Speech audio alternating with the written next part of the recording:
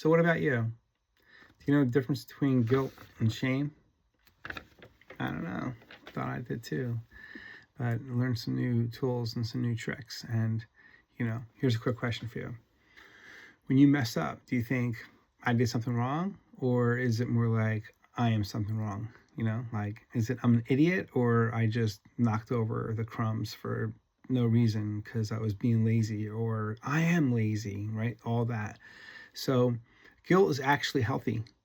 I know, right? You actually want to make somebody feel guilty if they're stuck in shame. And that's because guilt says, hey, that behavior didn't line up with your values. My values is a whole long thing, like what your values are and all that. But for today, it's just guilt versus shame. Guilt points to something you did. And once you repair it, guilt usually goes away. That's the best part. So shame is very different. Shame doesn't say you did something wrong. It says you are wrong. Now, we all do this, right? And depending on severity, like we're just going high level, there's other examples. Like here's some examples. Like if it's, something more significant, then there's some different exercises, which we'll do in a minute. But for now, think of it like this. Coffee gets spilled on the couch. All right. Grab a towel, clean it up. Now shame. Coffee gets spilled on there. This is why I ruin everything. Nobody invites me anywhere. Then they start replaying moments from 2012 or 2018 or 2020, whatever. It's amazing, right? But that's what happens. We all do it. We just start spinning and spiraling. It depends on what, right? It might not be something as simple as that. The coffee might be something more significant, but you're still doing it between shame and guilt. Now, here's a simple tool. When that heavy feeling hits, you ask yourself, is this about what I did or who I am? Is it about what you did? That's guilt. That's fixable. That's like, okay, well, if it's anything else, then it's about who you are. Oh, I'm an idiot. I'm lazy. I'm a horrible husband. I'm a horrible wife. I'm a horrible brother, whatever. That's shame. And shame lies. I found that out, right? So shame lies.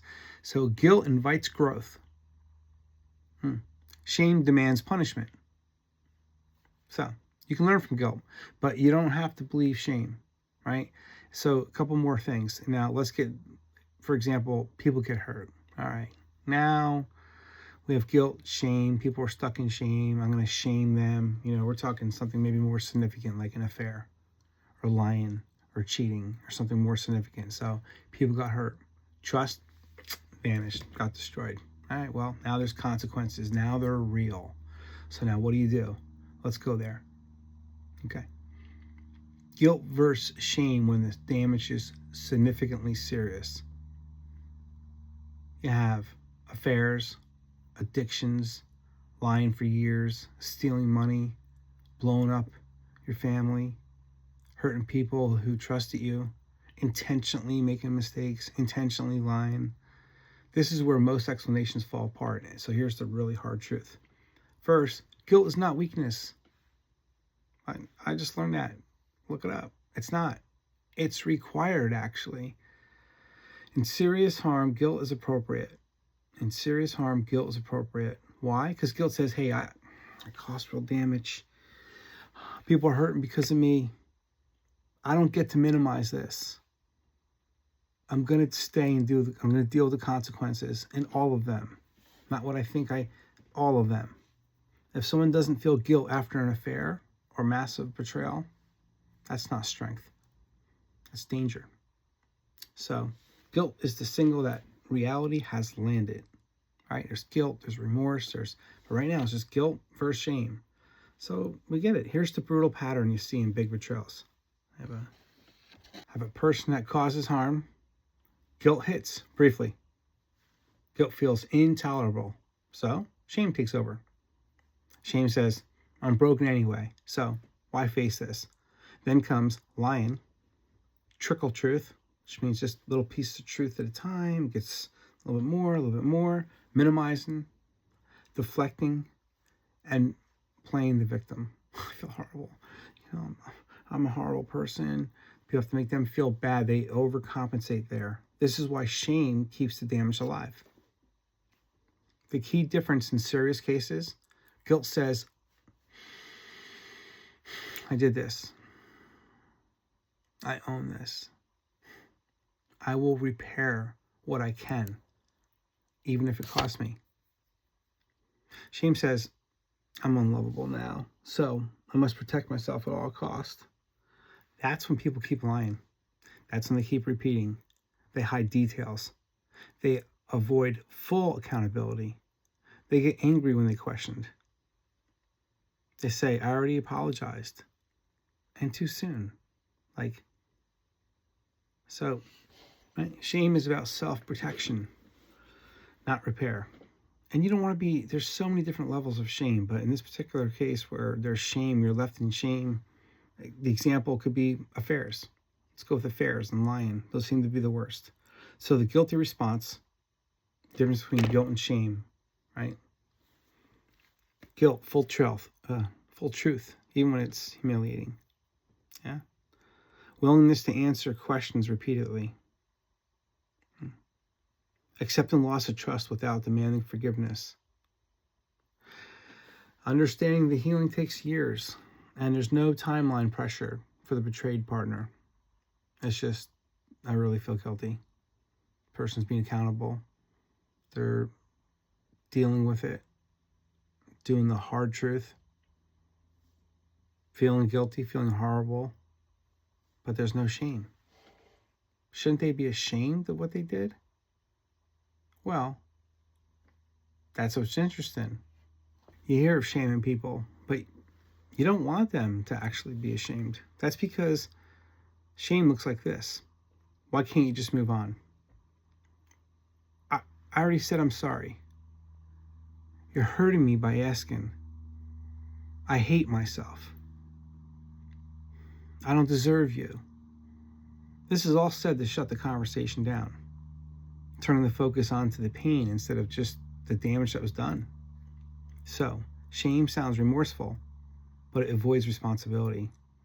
That's what we learned. It avoids responsibility. Guilt.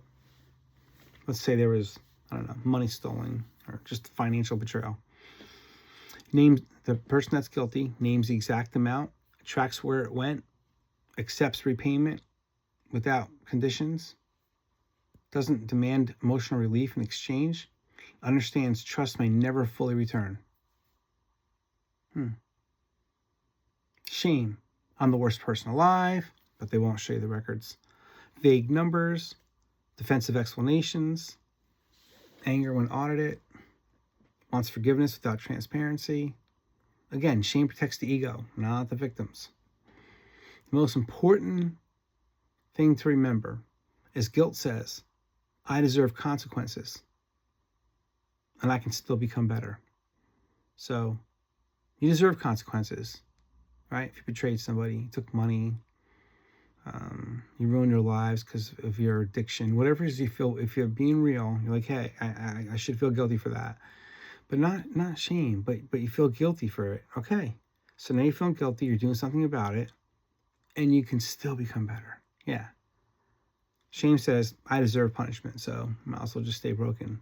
Which, if you stay broken, then you're going to continue to make it worse and worse and worse and always feel guilty and just going to be a repeat, right? But it's also like that you should feel guilty about, right? If you keep repeating it, that you should feel guilty about. If you believe you're irredeemable, then why change? And so that's why you are redeemable, right? Everybody does bad things and some are worse, but go through feeling guilty, not shame. All right, here's more. How do you do it? Radical ownership.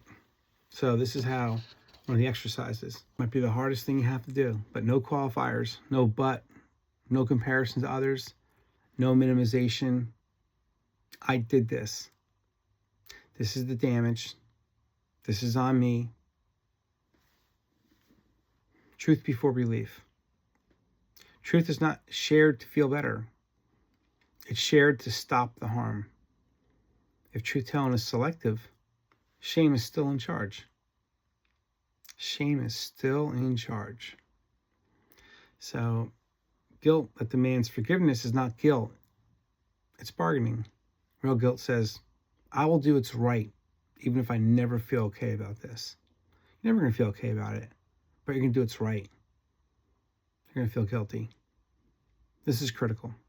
You can say, what I did was deeply wrong, and I am still responsible for becoming a better human. Not, I'm a monster forever. That's shame talking, and it helps no one. It doesn't help you. It doesn't help anybody. One hard truth. Shame feels like accountability, but it's actually avoidance. I hate myself. I'm broken. I'm a horrible wife. I'm a horrible dad. Whatever it might be. I'm broken. I don't deserve anything. But none of that repairs trust. None of that repairs safety, truth, reality. Only guilt and action does. The action to repair. When the damage is real, guilt is necessary. But the shame is what keeps people lying. Guilt faces the truth. Shame hides from it. Anyway, hope you learned something about this, right? Be guilty, not ashamed. Or hopefully you can avoid both.